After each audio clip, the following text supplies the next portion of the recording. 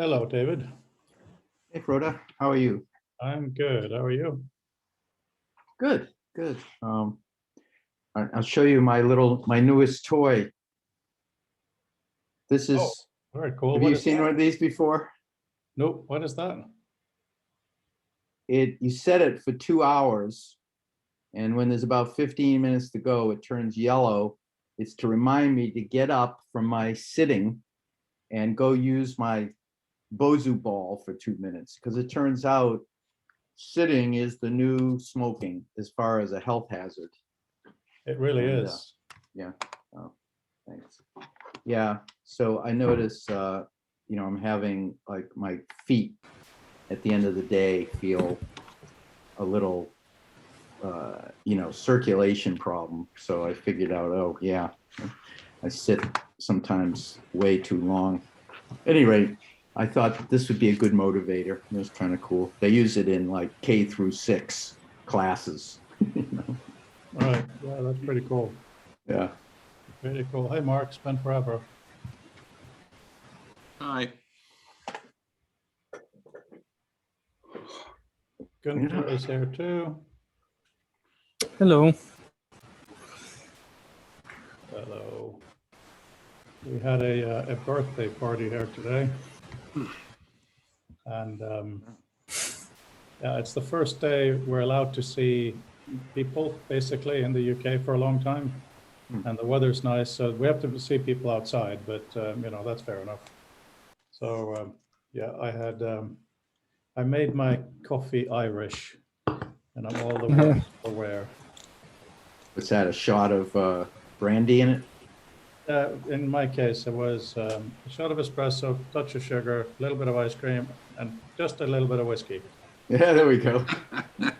So, That's right. You're 5 or 6 hours ahead of us, right? Yeah. yeah, it's 4 o'clock now. Yes, I do on Saturday afternoons. I do a Zoom with the Tinderbox community, and it's interesting because the Europeans are having a first beer and the Californians are just having breakfast. Right, exactly. There is much more of a morning culture in California, though, I would say. Maybe partly because of the incredibly good weather. So many breakfast things. It's such a big thing to go, especially in Berkeley or whatever. Margaritas for breakfast, right? That's the excuse for having alcohol in the morning. I think that's Southern California. But yeah. Oh, okay. All right. So I have a little. This is just a quick thing to share. I just spent a week and a half doing user stories for Highlighter, which it is a very comprehensive picture of all the things people can do, and it turns out to be almost 600, right? And that just gives you a sense of the complexity of multi-document sense making and hypertext and so forth. So I just got back to looking at the future of text, and I came across an essay by David Benjamin, and he used the word intertwingle, which I'd never seen before, and then I did a little background on it, and it was accredited to Ted Nelson. Yeah. Talking about how he hopes that the full potential of hypertext and cognition, hypertext to support cognition and sense making, will be realized someday. And the idea of intertwingle is the one suspicion is that he took intertwined and interconnected and combined them. And this, what struck me, and this may be not some new insight, but it is, I thought I would just share it because it struck me as really interesting to think about.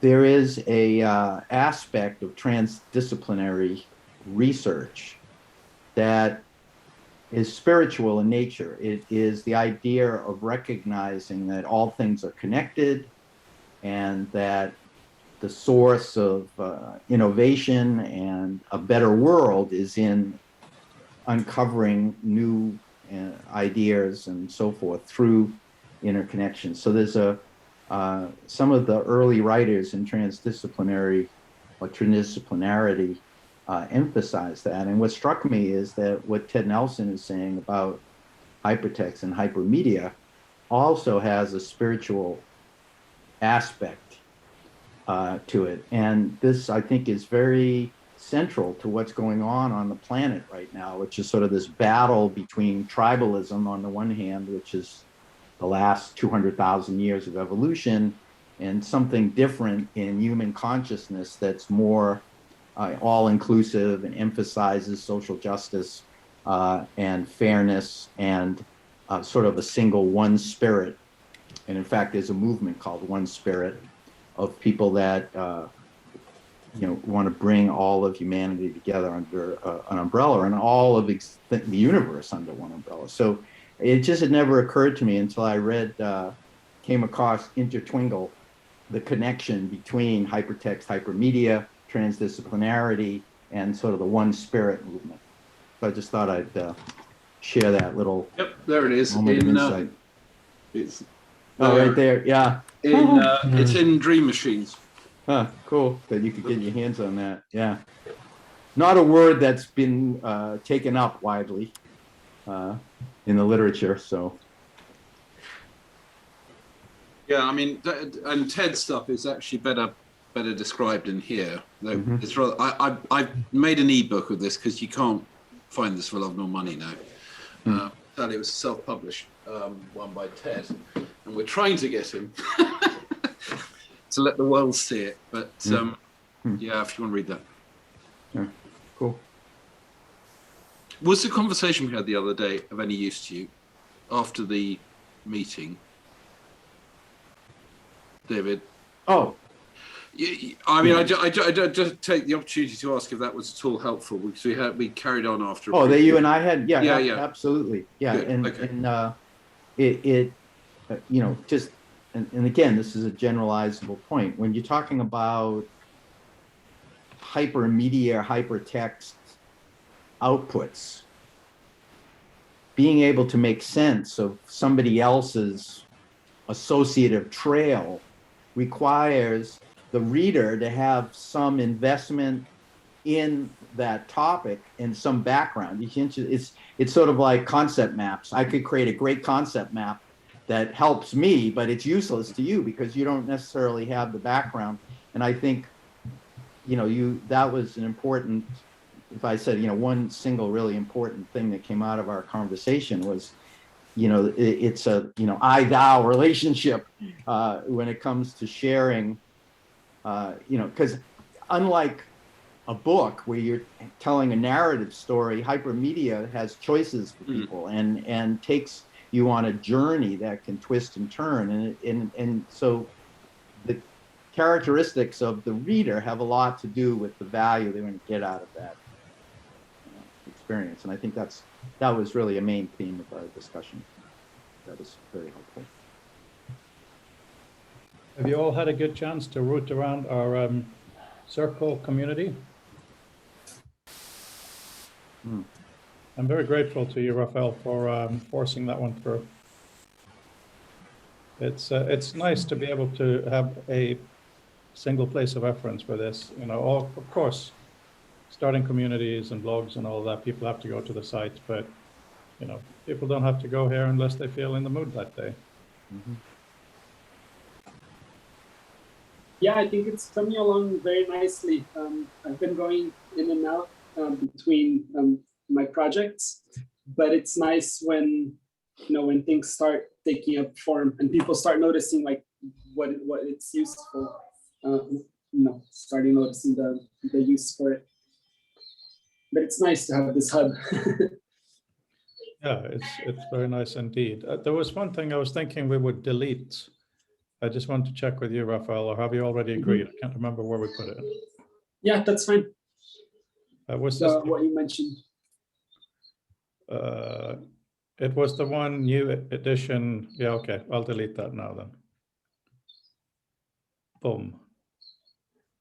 Boom. Yeah, because it's Hey, getting just a a bit cleaner now. quick, totally orthogonal thought. Does anybody have really comfortable wired headset? Raphael, are you happy with your headset? Or Gunter, because Yeah. these things are really cheap and uncomfortable. These ones I've had for about 8 years. They're Oh, from geez. Sony, and Yeah. they work both Bluetooth or wired. Huh. So if I want to use Bluetooth, then it needs to have battery. But since I've had it for 9 years, the battery on it doesn't last that long anymore. But Yeah. it's extremely comfortable, and there's the new versions of these. But I like the Sony headphones. I think they make great headphones. Okay, thanks. Yeah, appreciate it.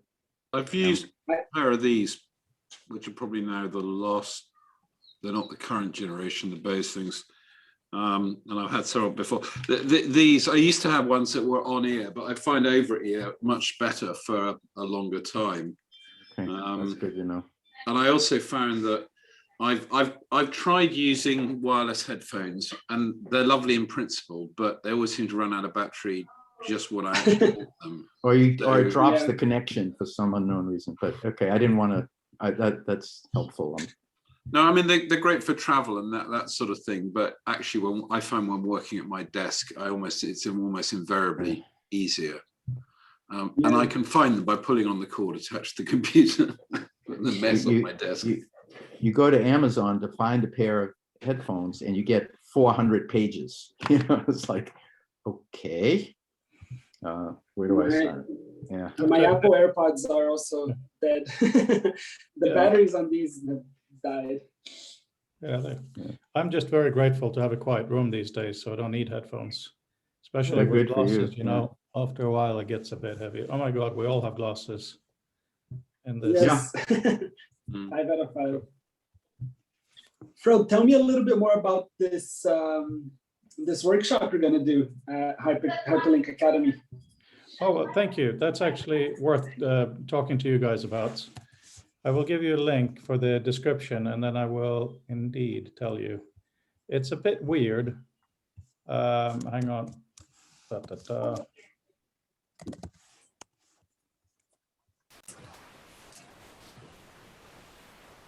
One second.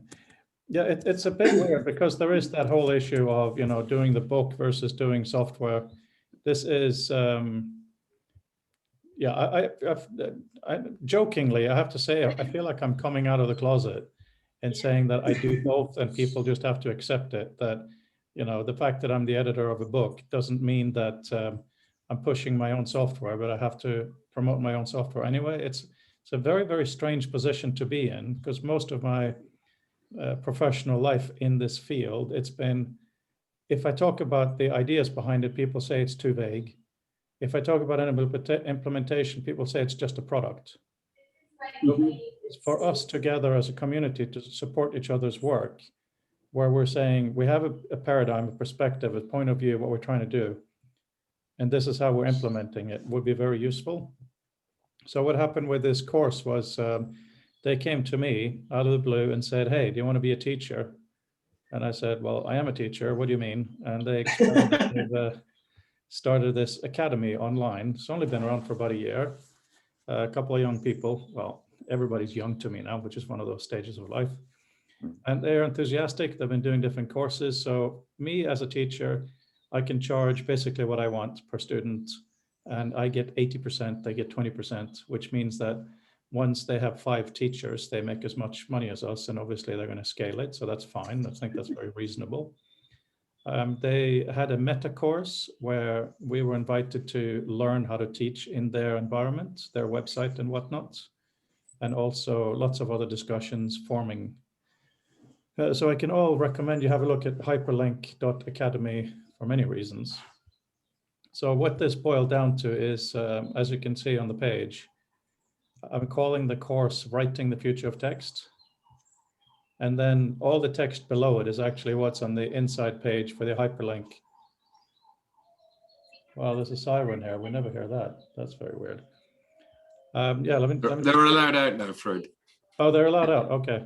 A funny thing with the lockdown, I remember hearing a police siren long into it and saying, but isn't crime illegal now? Sorry.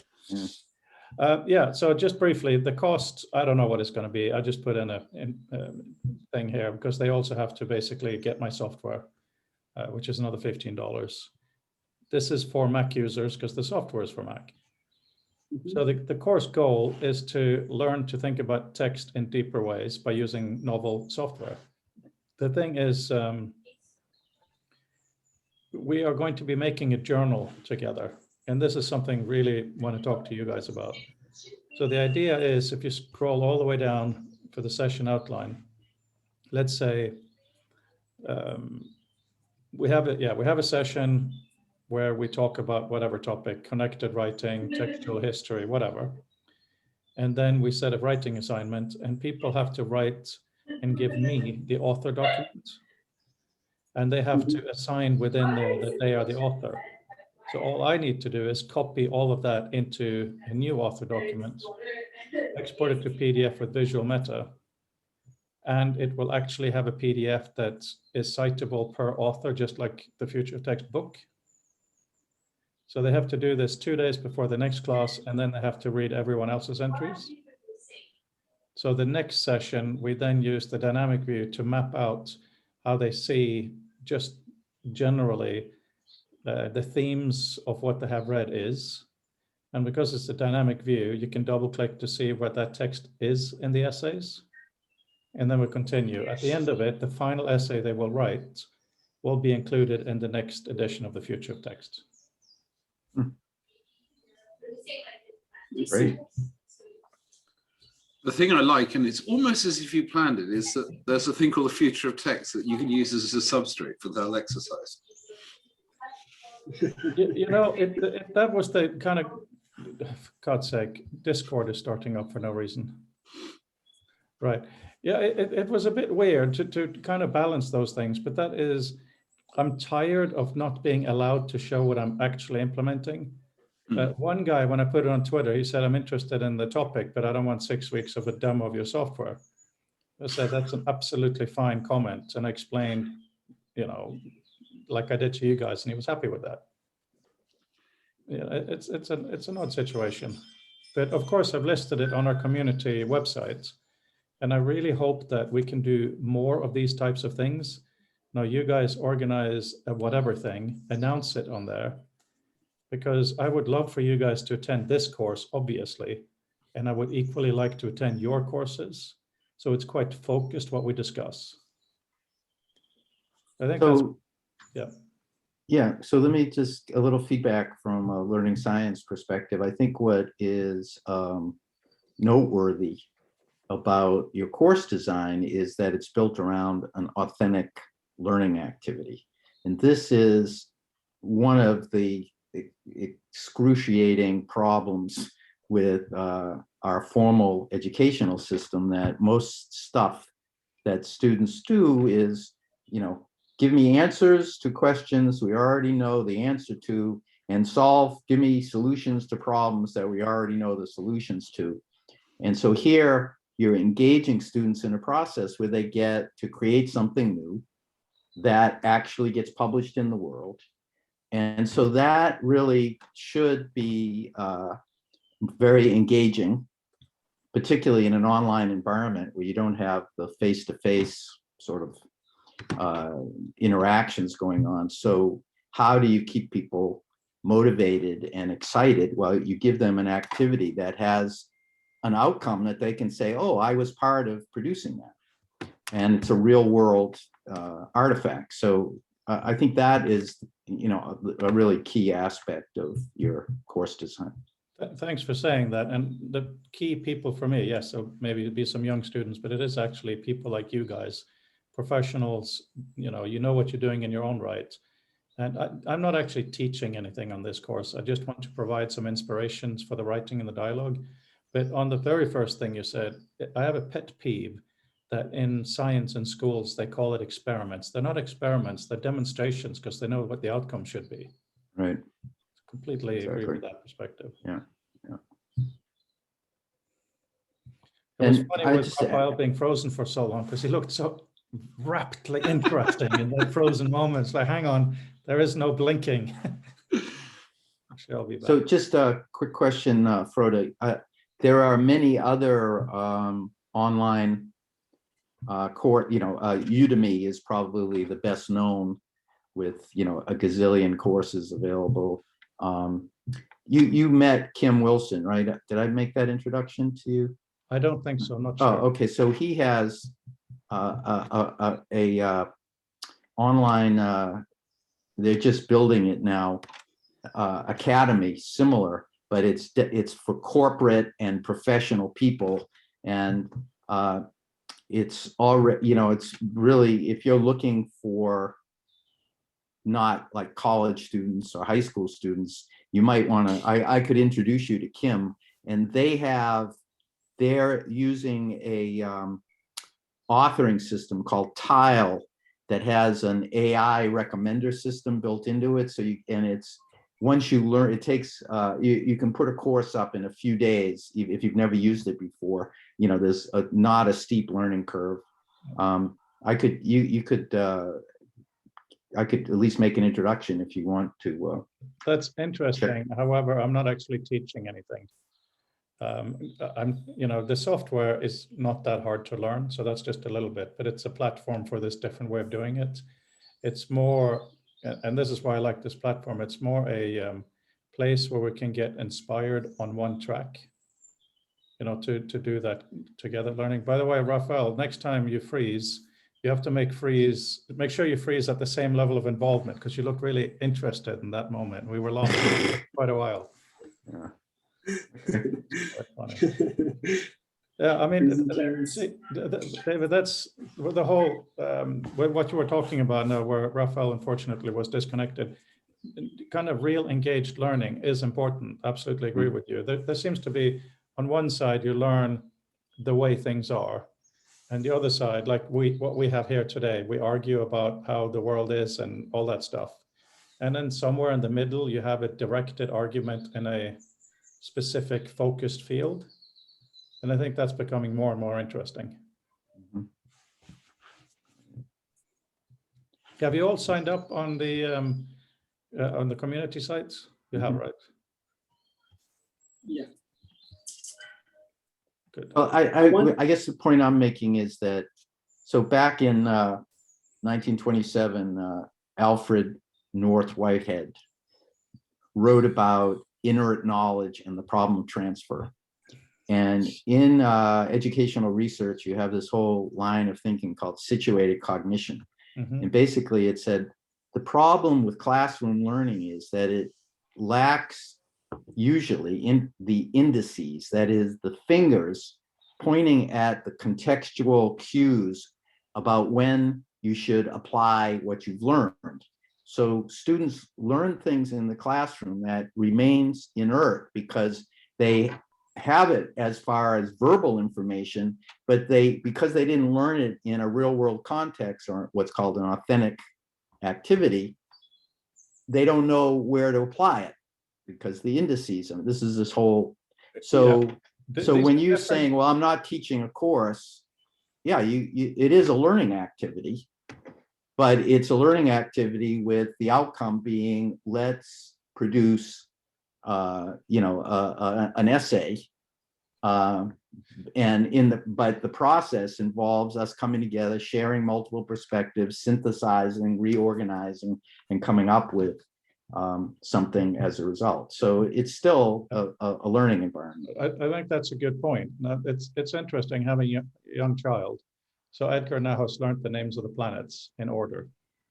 I didn't actually know that until I had to teach him, because it never had relevance to me. Of course, I care about the space and all of that good stuff. But the reason I want him to know this is exactly the opposite of the particular case you mentioned, which I think is useful.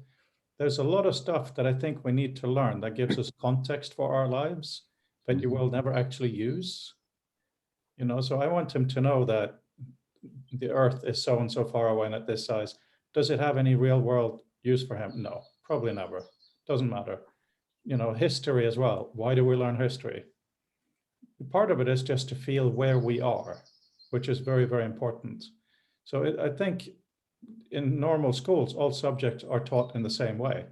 Like accounting will probably most of us need in some practical way, gym maybe as well. But a lot of it, no.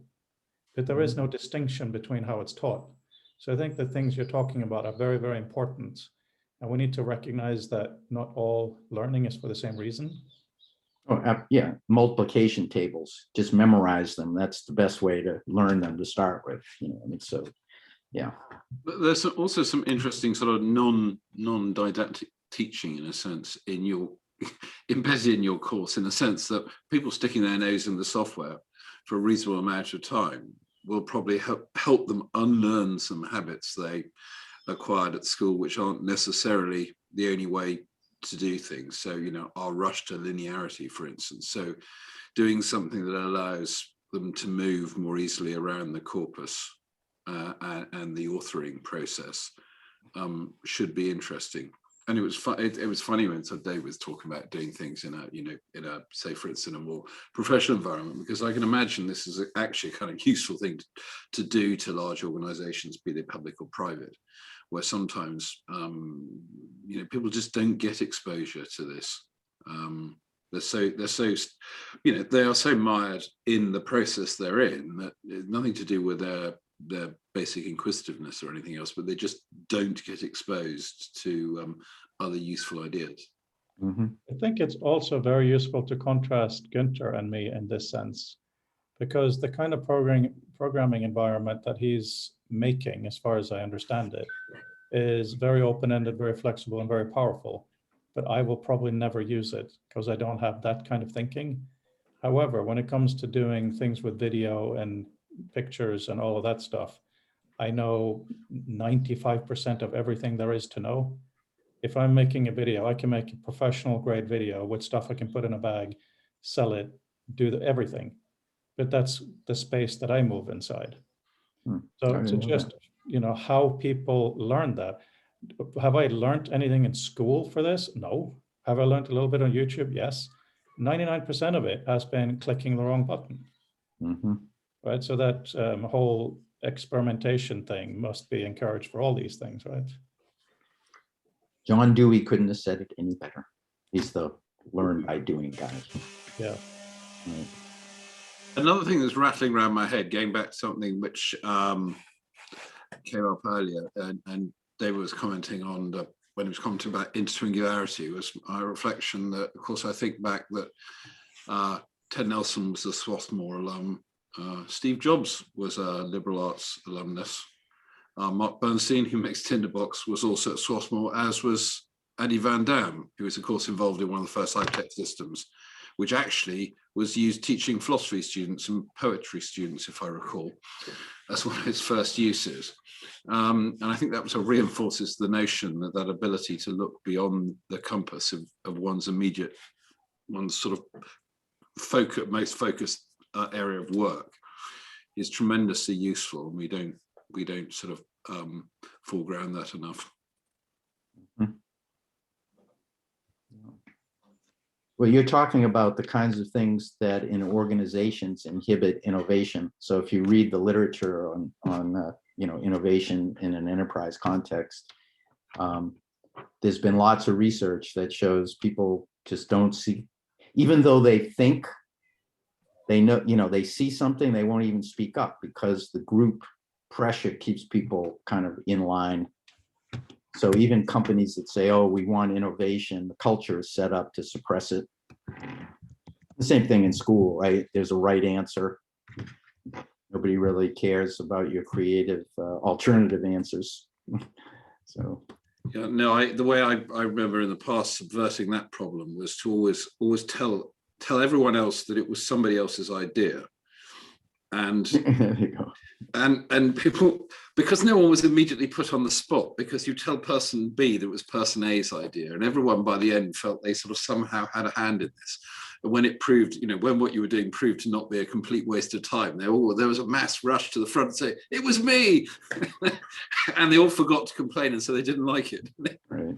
Yeah, there's some aphorism that goes with that. So we had a discussion, the Web and Internet Service Science or whatever it is group this morning, where Mark and I are our university bit. And the discussion came up, how are we going to rejig things after COVID, after the lockdown? What are we going to do online, what in person, and so on? And somebody said we should try to be like Xerox PARC. Of course, I have mixed emotions about the Xerox PARC, but also this community. You know, what is the community? What is the learning? And what are we trying to do? The thing that they had at Xerox PARC, they were trying to collaborate on some things. And that seems to be something that us left-wingers in general are just practically incapable of doing. You know, there are so many of these discussions with people over the years, mostly Californians, with all due respect, I love them, where, you know, it's all about sitting around the table, having Lego, and doing things and having lots of high-minded discussions. When it comes down to actually doing something, it becomes something else. But I really think with this website type thing we have, if we use it a little bit, maybe we can describe more the bits and pieces we're doing and something can happen. For some of you may know Stefan Kreutzer. He cannot write an email shorter than this in small type. I mean, I have to take his writing and do stuff to be able to read it. He is one of those people with some technical skills who wants to help change the world for the better in this. And he's furious with us for not doing it. Not that he's doing it himself. But it would be nice if we could start gluing things together at some point. Yeah. What I feel, Frode, is, for example, now we have the categories. We should dive a little bit into each category and try to fill in the basics. So, for example, in recommended tools, we could, you know, sit down and add some tools for each of the environments. So we have like a starting position of the tools that people use already, that we use. And then the next one, we can go and maybe, we probably have our short lists of recommended reading books and texts. And it would be nice to start adding those. So if we take things category by category, we're going to get to a point where we have a foundation of information for everything. And then that would make people know what that category is about and start collaborating in those categories. I think just writing a note on that. I think an important part of doing that is something that I sort of bugged me about the masters, the web science masters I did for my doctorate, where you were cantering through lots of subjects, and what you got was a cut down slice of what you'd learn as a full-time focused expert in that. What there wasn't was the explanatory teaching of saying, this is why this is important. When we do this job, we wear our hats this way and we use this language and and it's fine. I mean, and they're all different, but it's explaining that, if you want to go and play in this room, you need to understand these terms, and these are the canons that this is the literature we look at, and this sort of thing. Because sometimes just providing, even if one is providing a really good list of stuff, it doesn't necessarily help the reader, who may come from a very different perspective, just to burrow their way into it. That sounds like you just gave yourself a big job, Mark. Adding the circle, but to comment on why it's relevant. Yeah, and I like to think, I always tend to do things in threes. So when we talk about like knowledge, we tend to talk, I like to think about like introduction, intermediate, advanced. So if somebody is completely new to this environment, they just arrived, like what should they know to get a little foundation of the topics that are going to be discussed, the books people are reading? Maybe they have never seen the Mother of All Demos. Maybe that should be like in the short list of things as an introduction of like the discussions, and like, who is Ted Nelson? Who is Doug Engelbart? Who are these people? So I feel like having that little foundation of people, talks, and books, it would be incredible. I think you have written yourself some homework too. Yeah, definitely. But also, I was going to say, I mean, I didn't mean in my last observation to say it's a full stack thing, whereas, you can't put something in here unless you fill out all these boxes. Hi, Jerry. Yes. Often, I mean, the classic thing is to ask someone who's an expert in X, say, explain to me why X is worthwhile and anyone should care about it. And they'll normally sit there dumbstruck that anyone would have the temerity to ask something to which the answer is so obvious that they can't state it. So that, going back to what I was saying, is often somebody who's not so central to that subject who may be better placed to say, well, actually, the reason this perspective or this, this subject is useful because it helps unpick the following. When you're sat in the middle of it, it can sometimes be hard to see. Yeah. So, Jerry, we're talking about, I'm not going to use the term onboarding, introducing people to our circle community. And Mark was saying we need to have a list of reading materials, but also explaining why it's relevant from what perspective, so people don't go into it blind. And Raphael was going further, saying if someone has never seen the 68 demo and they come into this community, they should quite quickly be told to do that. So what I've suggested, and I think they both said yes, is that maybe on the welcome tab, where we have a few things below, we can have one, maybe Raphael, you post if you are new to thinking about text. And then in there, you write the things you said, but please, I suggest we use hyperlinking as much as we can. So you would say something, you must see the mother of all demo, for instance, but you link to a piece that you've written inside the recommended viewing, where you can really expand on it. So we try to have that, because you talked about beginner, medium, advanced, right? Yes. So that you read it on one level, you click through to the second one, and then you go to the source, something like that. Well, interesting too is, I'm trying to remember whether it was, I think it was the Future of Text sort of call last week. One thing that allows you to do also is by putting this in is to say to people, well, people are making suggestions here, but if there's something else that you see, in other words, come in, say it's all wrong.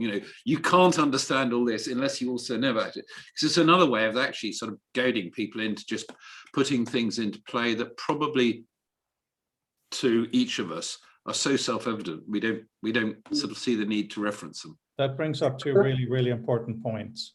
One of them is Future of Text California. About 5 years ago, I asked a breakout group to just write about linking, and they couldn't think of anything. It was really an eye-opener that people who think about something may not be doing the same thinking in another field. So that would be an example of some piece we write together of what is this stuff? What is a link? Because there's a stuff that the six of us have thought about in here that the vast majority of even people in our field don't even know about, like linked databases, link type, all of that stuff needs to be listed. Well, if I may say, it's even more dire than that. There's a whole body of research on intertextuality and multi-document sense making that started in the 90s, and it turns out lots of college students, even graduate students, are very poor at reading a text and then linking it to something they read elsewhere, right? So just our whole educational system is kind of flawed in the sense it doesn't, focus on that kind of, what's the premise behind hypertext, which is the payoff is in making those associations across. And if I can, this discussion falls under the broader category of instructional systems design.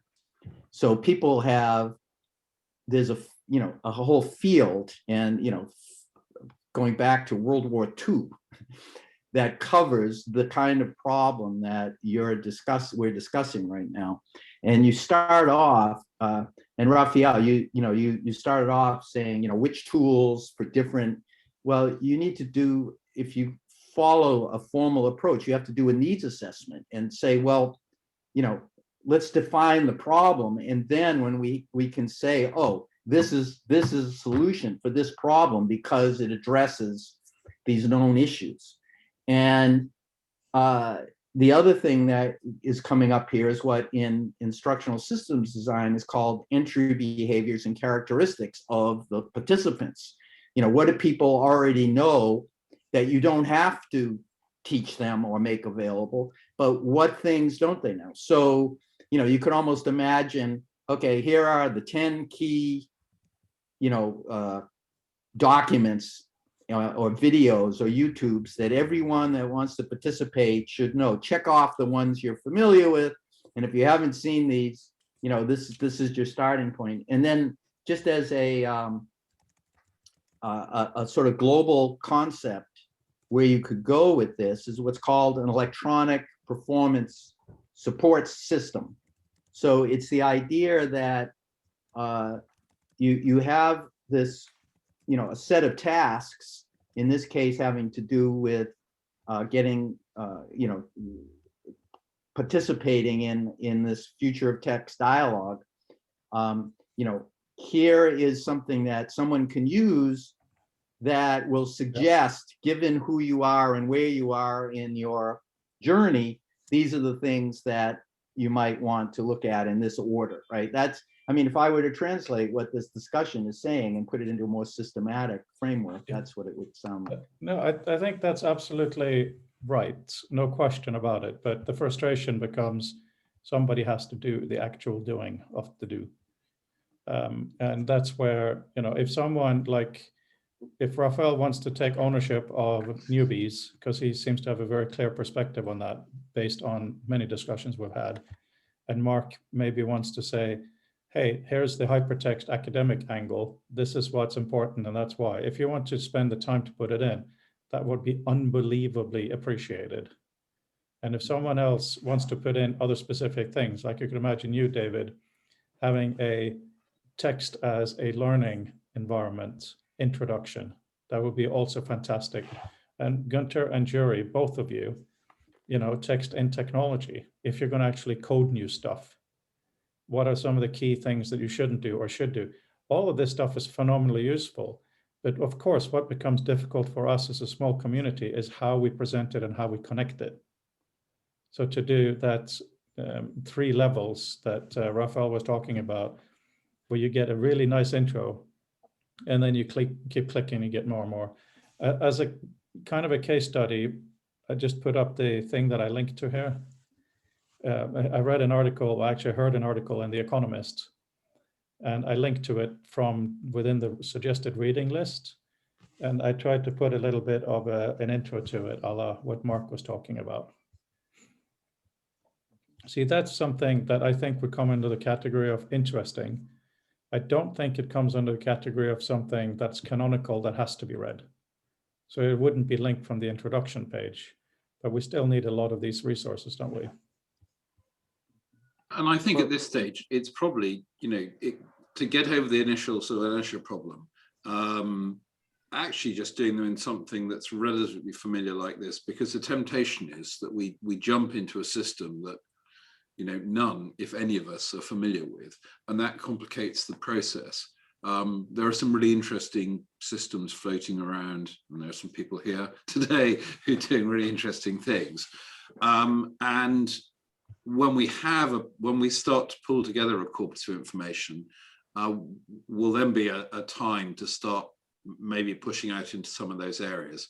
But because the further we stray from some fairly sort of now well-known input paradigm, I suspect a lot of people just it'll become too difficult, Yes, David.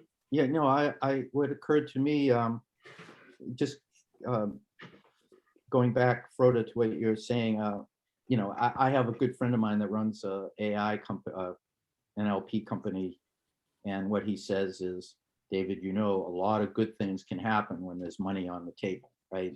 And that's how, in a capitalist society, you get work done, you pay people. We don't have that luxury, and we're not talking about, oh, let's go after a research grant from the Gates Foundation or whatever. So how do we get it done in the way that you're in this context? And Raphael, maybe we can take this separate conversation. There's 2 things that I am doing as part of my business. One is I'm reviewing the future of text, essay by essay, and picking out the nuggets. And I'm going to reorganize all that using the highlighter system, both as a proof of concept, but also I think there's some real value in that exercise, because basically we have the deepest thoughts from 100 and some odd people that are, have been in this field for many years, and many of them are luminaries. And I'm already excited about what I'm pulling out of that. But at the same time, so here's the tie-in, Frode, that I see with what you want to do with your group that you're putting together, and what I'm trying to do is I am putting together a course on the whole person guide to using the internet for research. So if you think about what is the single central activity in the knowledge economy of the 21st century, is how do we tap into all of this online material? People like us older guys know what it was like to go to the stacks in the library and spend 4 hours pulling things down. And I used to spend a lot of time just randomly grabbing journals and looking to see, maybe I'll stumble into something. And now with the internet, that stumbling into things is something you can do at your fingertips, right?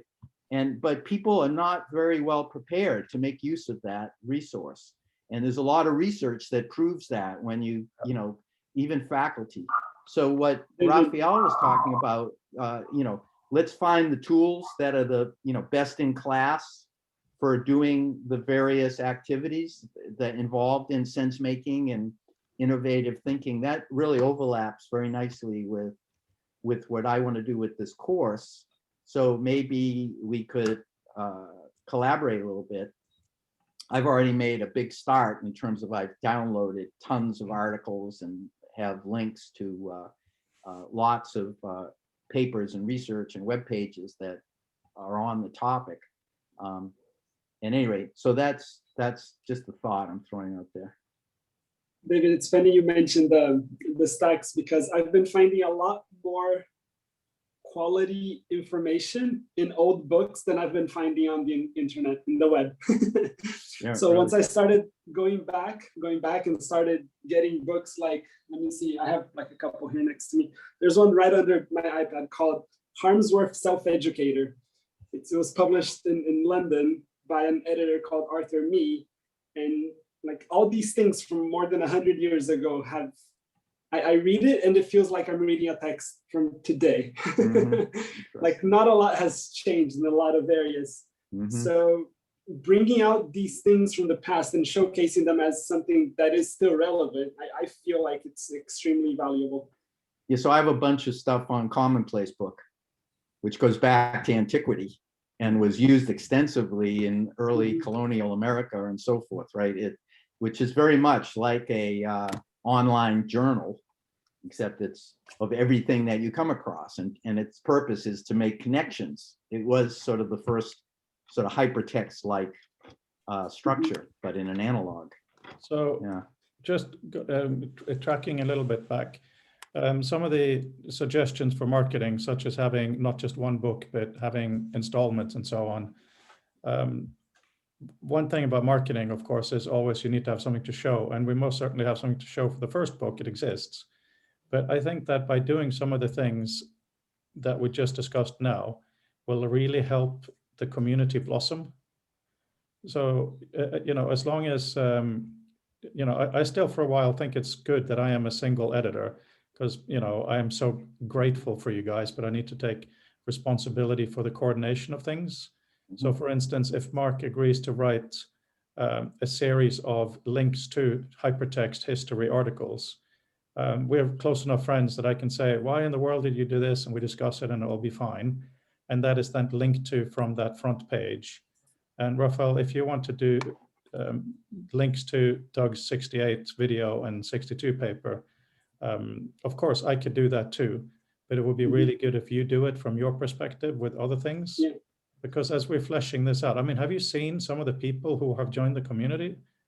They haven't really introduced themselves, but we have a few like, wow, really? You have entered the building? Let's make this place a smorgasbord of dialogue and information, you know what I mean? I think connecting to what Mark mentioned, could we use these last 10 minutes to create a basic guideline for publishing the references that we want to organize? If it's for a tool, if it's for a person, or I wouldn't like that. I couldn't think of anything better. Let's do that. Are we talking? Jury's got his hand up. So we're talking about the kind of thing to post that we as a community think is really worthwhile for everyone to read, not a cute tidbit like I just did from The Economist, correct?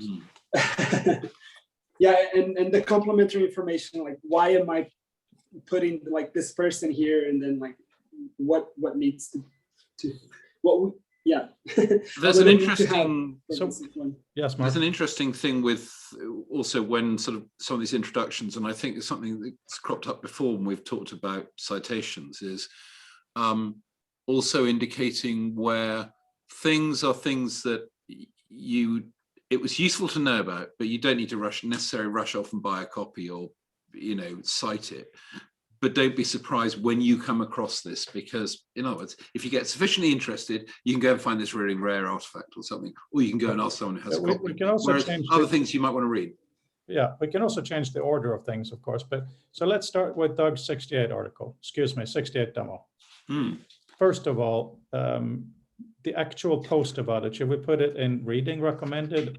Should it be papers, books, general web, or should we have a, just based on what you said, Mark, a this is shit you must know, like canonical? What should we call it? So, let me just make a point. One of the most valuable assets that an informed reader, and using that in the most broad sense, can offer to the novice is sequencing what to read in what order. So if anyone that's done research, sometimes you'll read something and it doesn't make any sense because you really needed to read it 3 months later after you, right? And I often felt like, gee, my professors on my committee could have been a lot more helpful if they'd looked at what I was planning to read and said, okay, yeah, I'm familiar with this literature. Here's a good order. So I think that would be something that the collective wisdom of the team. I completely agree. Completely agree. And I think that is what we're doing now. And now we just, as one of the main things, and Jerry, I look forward to your comment on this. As one of the main things we've decided right now, as an example, we're going to post a link to Doug's 68 demo. And we're going to write a sentence or two about it. Actually, excuse me, Raphael, you will do it because you kind of brought this up first, if you don't mind. Okay. Jerry, you wanted to say something as well, Jerry? Yes, I put into the chat. I mentioned this before. I don't know. You're probably familiar with it, Fro, that there is this around Rome research, Rome cult. There's dozens of bidirectional linked personal knowledge bases coming out. And there's 3-4 labs. There are lots of people who are actually making a really successful living out of having courses, teach 6 weeks long, whatever. And I mean, there is also this idea of thinking through linking. So this idea, okay, it's a very minority community. No, but Jerry, you've come in a bit late. So let me just fill you in where we are. Because what you're talking about is very, very important to the community. But what we're looking at now is quite simply on this website to put down for new people. Yeah, no. I fully appreciate what I just wanted to say, that at some point, whatever we do, we should harness that energy that is in there around the link things, and in fact, really this I had this idea. I just sent it to Skype. I wanted to.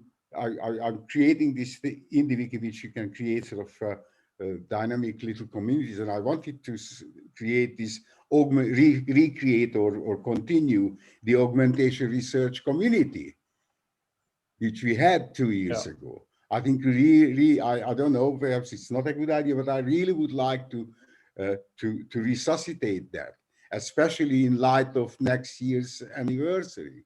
Oh, yeah, Jerry, we're so on the ball, completely agreeing, same wavelength, moving in the same direction. So let's now do this exercise of, we're going to, what I'm going to do in the welcome, one of those welcome posts, I will refer to stuff you must know. And Raphael is now going to write a post saying, this video that Doug did is important for these reasons. So the first thing we need to decide on, and we're not going to do this for every post, obviously, but as a case study, where will he post that? Will he post it in reading recommended, even though it's a video? No, I Or feel can we like have one called recommended videos? Because maybe there'll be tons of other YouTube videos. I feel in the introduction part, after member introductions, we should create a topic called, what word could we use for it? Well, foundational resources, maybe something like that is what we're saying, right? Yeah, foundation could be a good word for now, just so you have a place. And then because it's important to have that new area, because we can create only 3 posts and lock these 3 posts, and then have the introduction, intermediate, advanced, and then people have no way of beginning here and then going to the other ones. And then in the case of Doug's, for example, it would exist initially in the introduction part, but then it would go into, we should probably, on the reading recommended, we have papers, books, and then we can have talks in there as well. And then instead of reading recommended, we would have recommended materials, recommended research, recommended something that it involves multiple media and not just reading. Resources is the general. Yeah, Okay. resources. So what I've done now is in the welcome thing at the bottom, if you reload. Actually, no, it's second from top, whatever, that's fine. Foundational information. Let's just word this together and then decide on exactly what you guys were talking about. It hasn't updated yet. Okay, try again, please. It's in the welcome section towards the top. Got it. Foundational information, okay?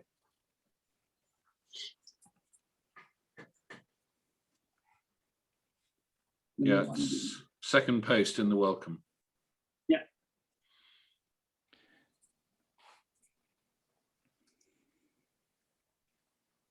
And that presumably at some point will link to a sidebar. Well, that's why I'm not sure. That's why this is such a Okay, good case yeah, study. sure. Because I think that maybe we should do what you are suggesting there, Mark, and not have this here, but on the left in a group like meetings, Yes. we can have this foundational stuff, and then below that it says, stuff you must read, stuff you must watch. Make it very friendly language, and then it's easier to list it. And then in this thing, I can leave this post up here, but I can say, I can make this a link to the sidebar. So, you read the welcome, it's there, it's on the left, it's there. It's kind of really making that point. Because I think another really useful thing about the foundational thing is to start to surface the links between the quite disparate, range of backgrounds and experiences we have in the overall grouping. In a sense, so something that springs to mind as an example is the fact that we've been talking about Doug's work and augmentation, that sort of thing, and thinking, well, how do you sort of hop across from there to something like the guy from Reading who's on the call on Friday, who's talking about typography and the fact that actually it's all less precise than we think it is, and there's much more variation, because from a computer's perspective, we do tend to see things as I think fairly that's fixed. slightly next level. I think in the last few minutes now, let's just nail down. Imagine that in the introduction folder on the left, under welcome, member introductions and announcements, there will be a thing that is what we're talking about. Yes. What would be the most friendly, clear, and obvious thing for people to just, oh, this is the stuff that I really got to know?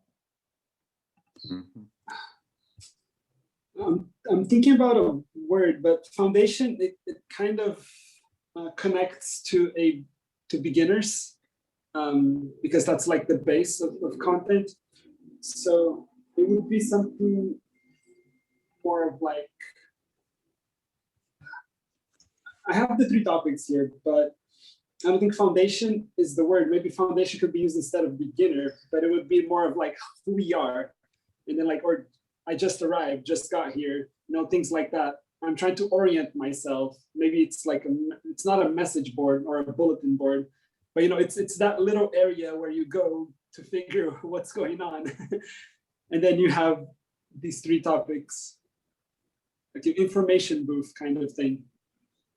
Is it, I mean, hearing you say that, it's moving, and I understand you're so concerned about, I think, terms like foundation. So in a way, partly what we're doing is a sort of giving a map of why am I here for some of the disparate parts of the thing. So in other words, if you look at these, you'll understand why all these people are interested in this, because this is how, their sort of text impacts their working world or their professional world. And that using that as the sort of hook on which to hang it. So if you know all about Ted, Ted's demo, Doug's demo, but you might know nothing about, I don't know, typography or, whatever, one of the many other things there are. Here, then I think that's what these sort of texts and references that we want to give people are there to do, and it is a part of this way of sort of I'm struggling for the word, but sort of offering people a way in. So it's a sort of explanatory teaching in a sense, saying you may know this, that's fine. If you don't, here's a good place to start, kind of thing. Because I think that's really helpful to understanding how it is we have such a wonderfully broad group concentrating on the subject.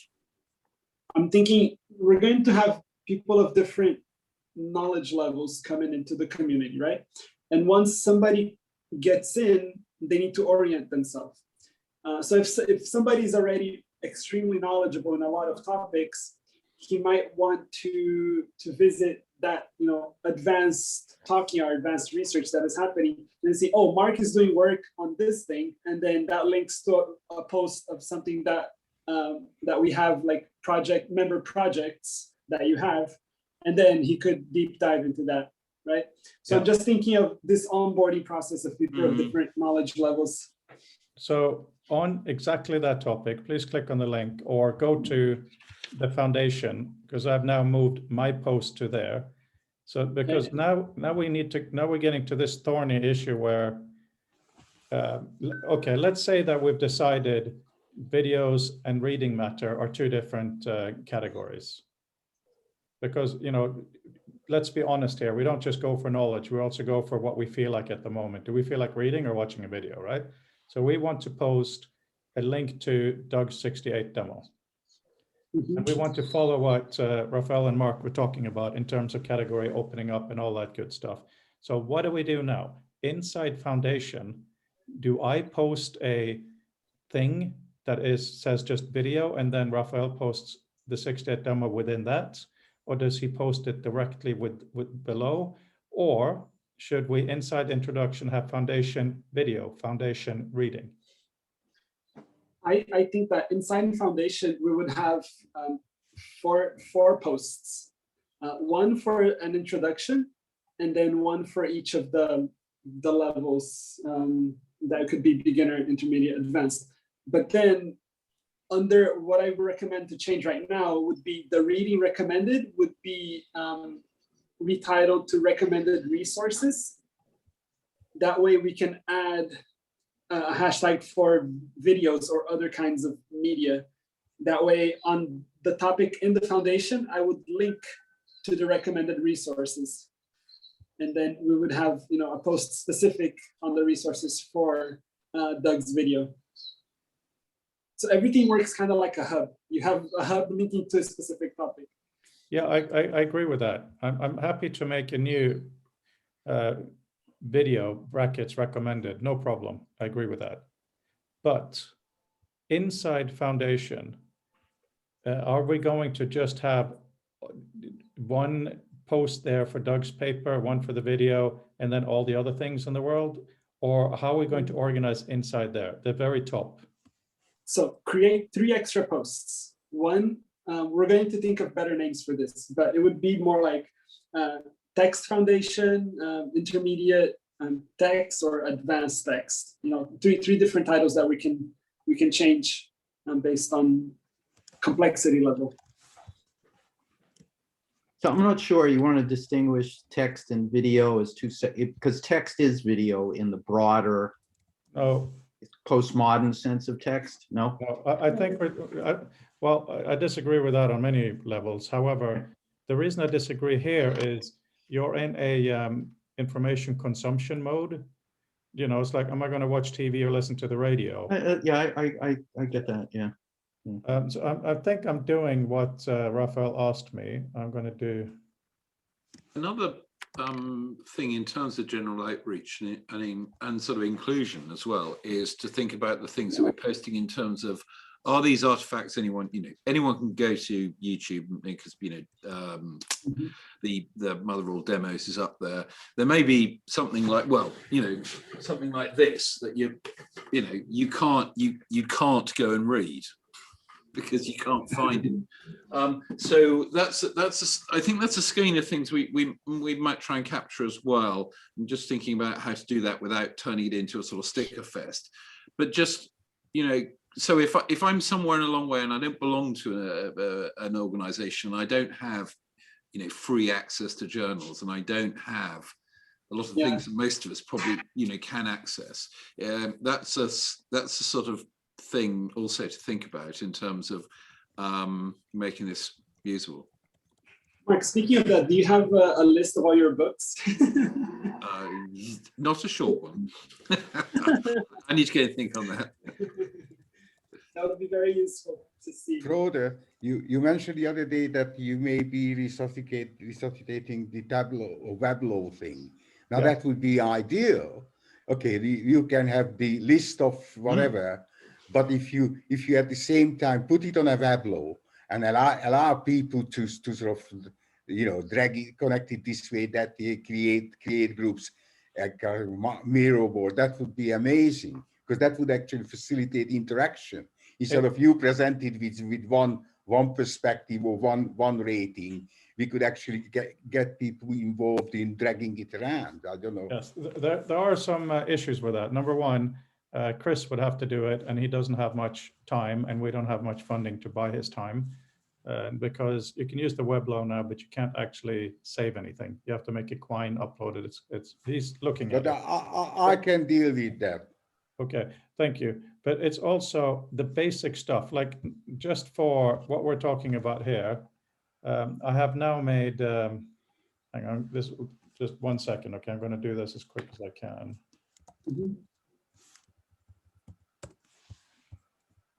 Okay, so,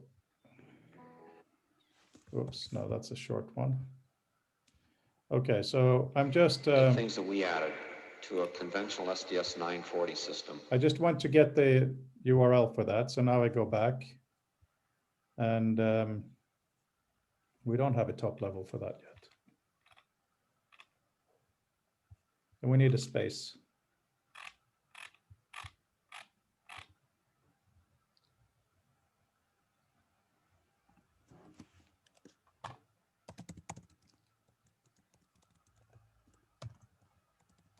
Because there is a middle layer here where it's very important we all completely agree how it's done, and I really want to see what you guys want with that. So I'm going to make.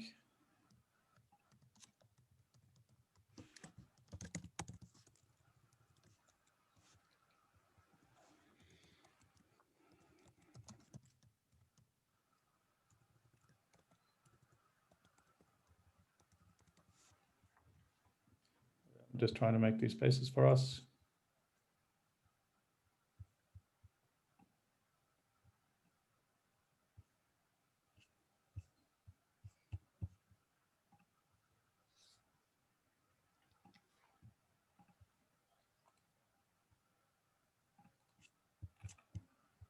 Almost done.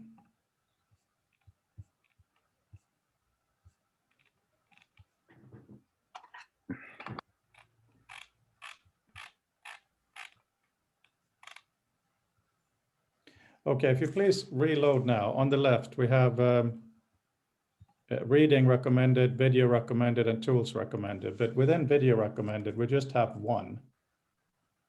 So I guess it should be, should we do something like tutorials or history? How should we break it up? Or is that not even the correct way of doing it?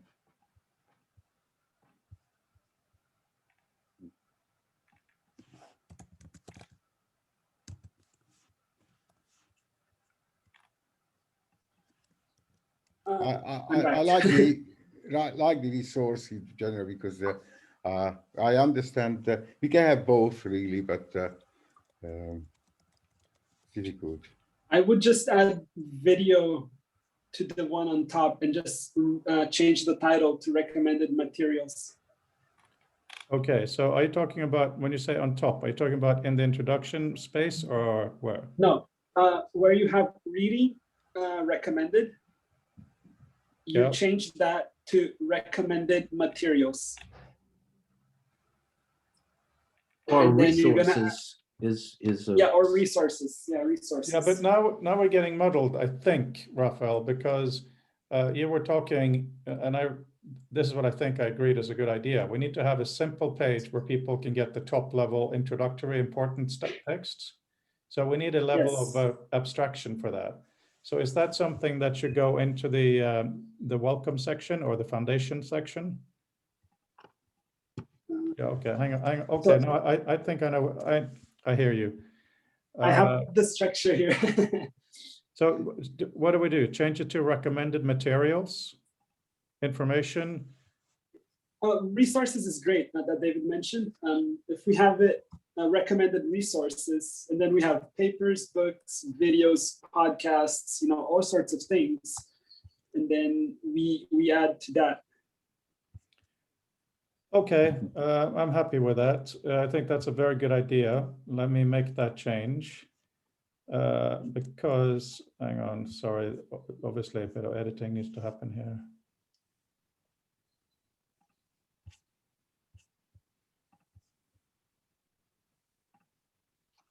it would be useful too if there was a mechanism for people to recommend resources to add to the sort of canon that's being developed. You just, after you're a member of the group, you can create a new post and recommend whatever you choose. I'm not sure about that, about the process for that, because then it can get really messy, just like some nerd, we're all nerds, very interested in one aspect and kind of bombards that section. So I think we should have a little bit of collective editorializing. No, there should be a jurying process, right? That people make a recommendation, it goes to some caching area, gets reviewed, and then gets either posted or archived, shall we say, I would think. Okay, so let's go through this together now. So we have on the left, recommended resources. Are we happy with that? Mhm. So should I change tools recommended to recommended tools then for consistency? Mhm. Yeah, makes sense. Oops.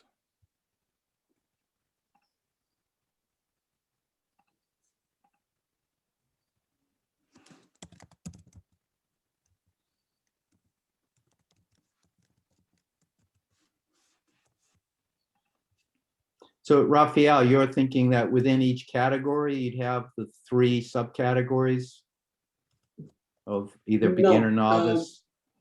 No, so in the foundation on the top, we would have these posts that each post will be a hub of content of things we would like people to know if they're at a certain level. That's how I would do it. And then this little hub would link to wherever the content is. If it's a paper, it would be in the paper section. If it's a tool, it would be in the tool section. Yeah, good. That makes sense. In the recommended resources, we had Engelbart. I'm not changing that to video. Okay. Because I was just experimenting. So just to do one post for this, I'm now under papers.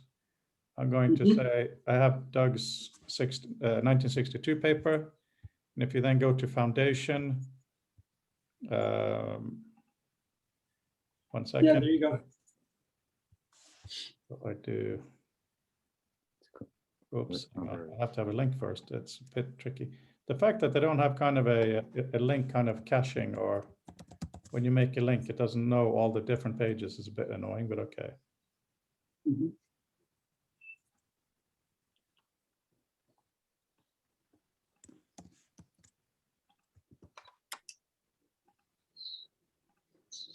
Imagine you can write most of the headings. If you right click and copy the link, it's probably going to get you an accurate enough URL. Yes, and that's really, really nice, but it doesn't go deeper. Yeah, sure. You know, That's all. Okay, so in Foundation, if you all reload now, we have foundational reading. We strongly recommend Doug Engelbart 62 paper. So, hang on. So I just want to know, I missed a link there. I missed this one. Can anyone, so let's say for sake of argument that it so happened that the link you made to Doug's paper happened for some reason to, you know, be to it, but not the best version of it for sake of argument. Can anyone in the community alter that, or do they have to make another post to it? They can make. You can comment on it. Okay, yeah. Okay, so now I need your help. We need to solve this. If you please click on Foundation in Introduction. I have one for foundational reading, one for video, and then I have a general one, which should be pinned to top, right? How do you want to do this, guys? Where I have foundational reading, should it be a subsection where Raphael would post the paper, for instance? Hi, Peter. Or would it be? Hi, Frode. Sorry I'm late. That's okay. We're running a bit over today anyway. We're looking at the web page. I'll put a link in here. I'll put a link in the sidebar to the site we're looking at.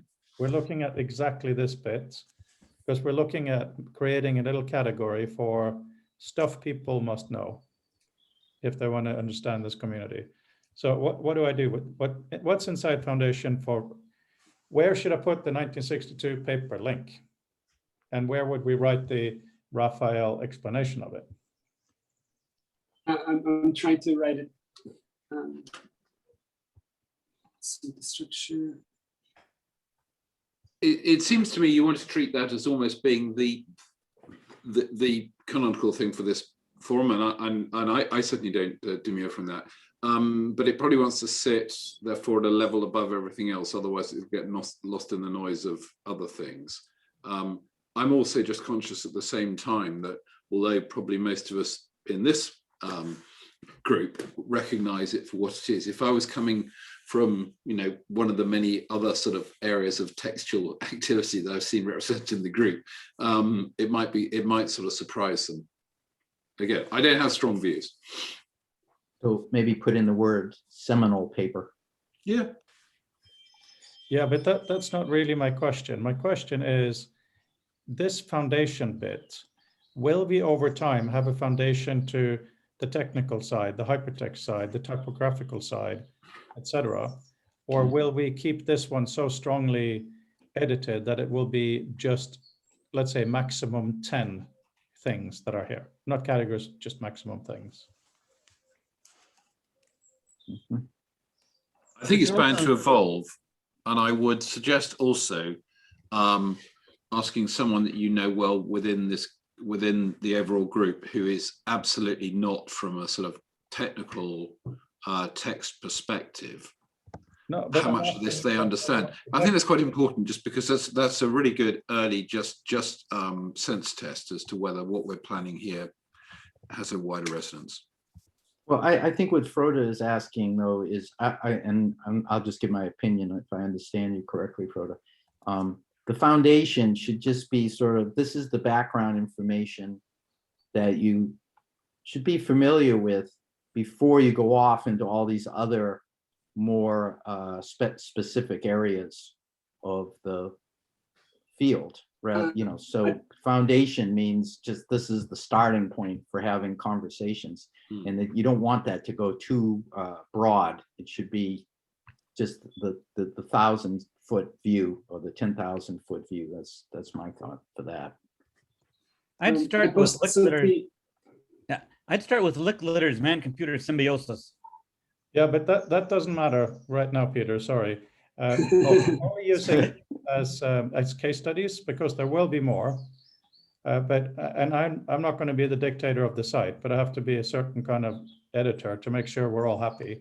So the question is, where would you put Licklider's machine, the symbiosis paper, which will definitely go here. Once you click on foundation in the left-hand column, do you just put it as a post here, or you see what I mean? No, so To categorize. Yeah. Let me try to explain. I posted in the chat what I imagine it would be, but every single recommended thing would go into recommended resources. And then on the foundation, we would have like, I imagine a structure something like that, because we have a pin post welcoming people. And then we have one that is like the foundation reading for you to understand the topics that are being discussed in the community. And then the number 2 would be what the problems we're solving right now. What are people working on this very moment that you can be a part of? And then the 3 would be problems not yet solved, but what are people doing in research or talking about to try to solve these problems? Yeah. And then everything, but all of the individual topics would be under recommended resources. I think that's the question you're asking, right? Okay, hang on. So the foundation would just be a hub of links. That's all it would be, like I think text plus links. Another possibility would be to have a free Zotero public group and put all the citations in there, and then people would dump them right into the reference manager. I know we hate reference managers, but you could also have a corresponding author document with all of the citations in it as visual meta.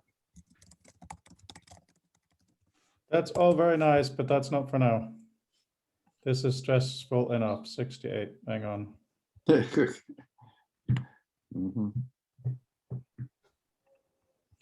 All right, I think it's all useful elucidations of what falls out from these sort of effectively references, you know, because some people need to reference them, some will need to access them, some will just need to know that they're. Okay, so what I think we should do is this.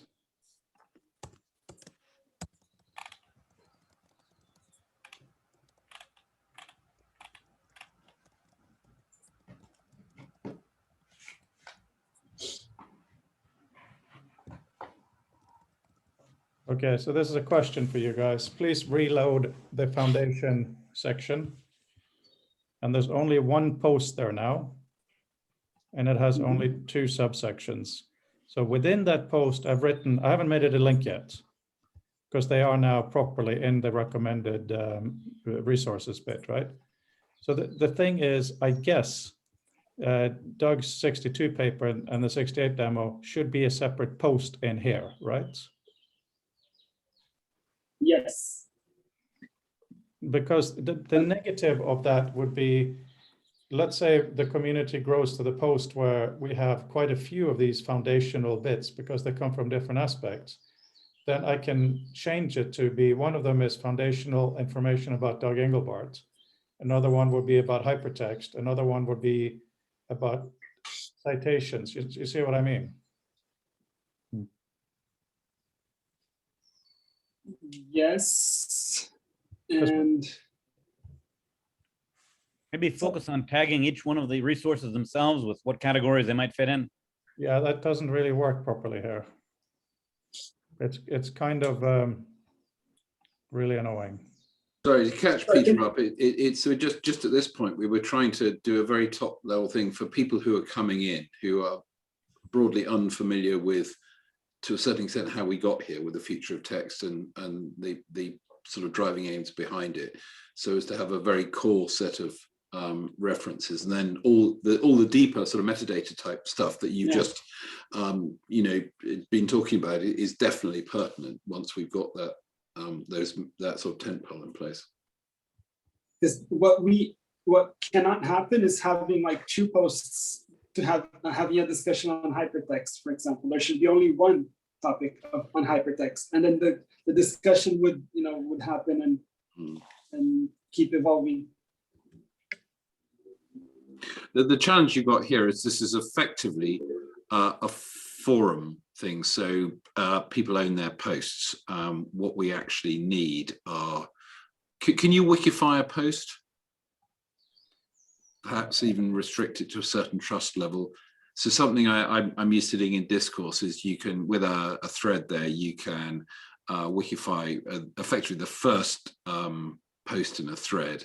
So you can, or you could just make one and lock the thread off, but you can wikify, and then basically it becomes more like a web page that everyone or those who are authorized can go in and edit. Because I suspect the problem we're going to hit looking at this is that trying to keep everything organized in one place will become difficult, because everything ends up as effectively a personal post when we're trying to actually write what amount to small pages. True. Or could we put the foundational matter out on augmented text or one of your other or future text sites? Assuming that people are going to follow a link, I think they should be happy to follow a link that you can put somewhere where we can have better curational control than you can probably have in form software. That's a suggestion. I'm trying to take a middle way on this, and I know we're way over time, but hey, it's only beautiful sunshine outside. Rafael, hello. Yes. I put a link in the chat. I recommend you have a look. Let me check. Hey, Jerry, I've got to go, and can we reschedule? Yes. Send me an email. We'll reschedule for either tomorrow or Wednesday. That's okay. Okay. All right. I'll see you guys. I have another appointment. See you tomorrow then. That's fine. Yeah. Okay. Bye-bye. Bye-bye. Jerry, I sent you that image you couldn't open. You sent it again because I couldn't. Just in Gmail, but it's. Okay, that's good. It was only a meme I saw somewhere, but you'll understand its meaning when you see it. Oh, by the way, I'm a little confused now on the time zones. Did you guys spring forward? What time is it for you at the moment? At the moment, it's 12:27 for me. Yeah, we had a time yesterday, so now it's this is so stupid, isn't it? Time zone. Now it's 5:30 here, so we're in an hour and a half into. I think we're starting at 11 a.m. now, U.S. daylight time. Is that it? Yeah, sorry. Okay. So we've just come out. So I think it's that there's that sort of 2-week period at each end of the year where each different sides of the Atlantic go an hour out of normal lockstep. Yes. Oh, I'm sorry I missed so much then. Oh, that's okay. It was a long time leading up to what we're doing now. Okay, so in the foundation thing, if you please reload, because I had 20 typos rushing this stuff. I have one item, this foundational information on hypertext, and it's linked to Doug's 2 things. That's all it is now. Mm-hmm. What would be probably really great is, apart from the very few top level things, imagine if we had such a thing as, I in here put a link to Mark Anderson's introduction to the history of hypertext, for instance. You know, I point to resources that each of us individually make and own. Does that make sense?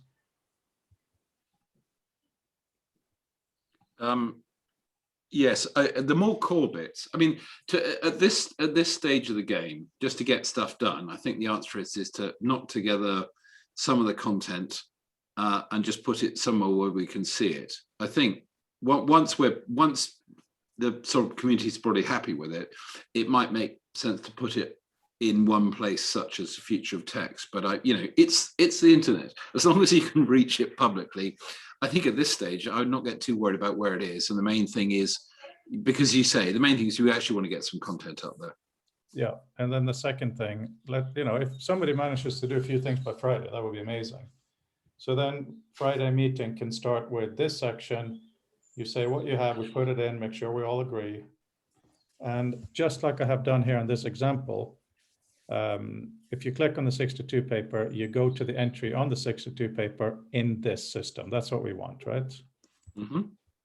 True that I just noted the Doc 50 is not available at the moment. I mean, it really should have a link. You should have a link to it. Let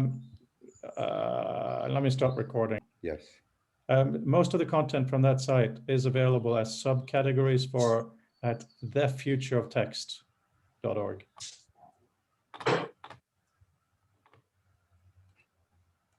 Okay.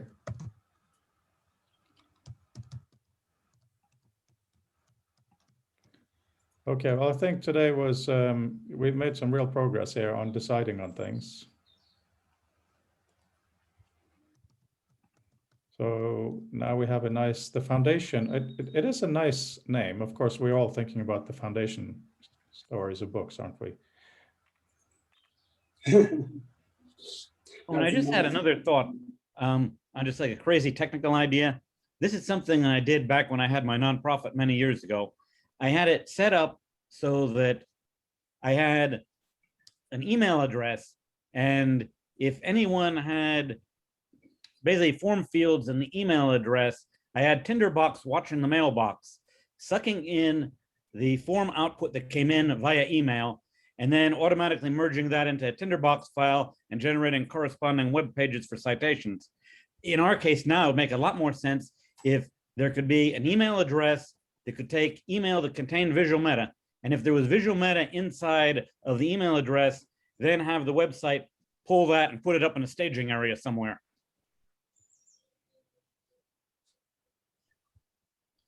Have you ever thought about sending visual meta through email? I think that could be a very nice mechanism for people. Okay, guys, I'm gonna have to go have a meeting starting soon. Yeah, I got to go too. Yeah, Peter, I think that's a wonderful thing for the future, but now let's just get this basic site with basic content. But I would love to talk about visual meta in email and so on at some point. It's a very interesting idea. Yeah, I think it's an interesting idea. Yeah, just started my mind racing. We're meeting on this Good Friday, whoever wants to. Okay. Take care.